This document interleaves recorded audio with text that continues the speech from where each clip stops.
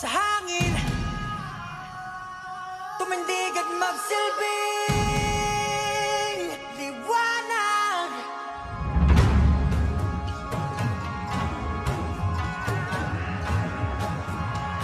Liwanag sa dilim. Wow, wow, wow. Yun guys, 6 AM nga pala yung ride out natin. Pero 6 AM palis pala tayo ng bahay. Nabuti na naman natin yung mga kasama natin. Ngayon papunta tayo ng Cavian. Tapos magtagaytay daw, breakfast ride. Mamaya update ko kayo pagkasama ko ng mga kasama natin. Yun, tatlo nga lang pala kami sa biyahe na ito.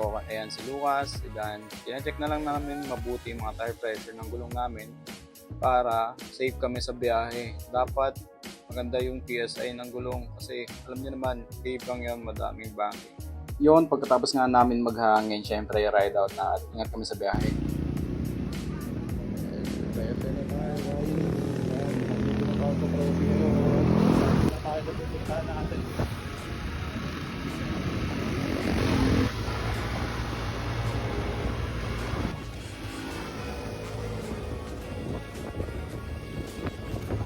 Friday nga pala nung bumiyahe kami, kaya kami na lang yung pumipitik kasi pag Friday walang pumipitik dyan sa packet ng Cavian.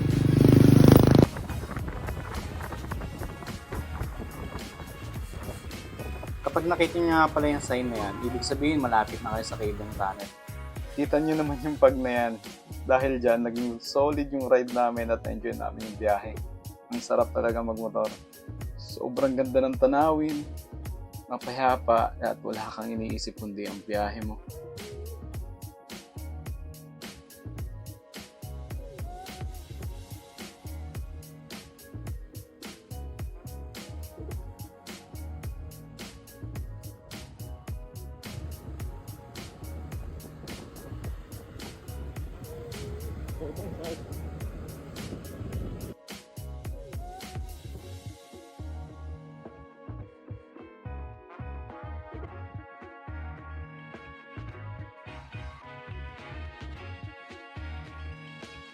Ayun, eto na. Nandito na kami sa Cavian Tunnel. Sobrang solid talaga.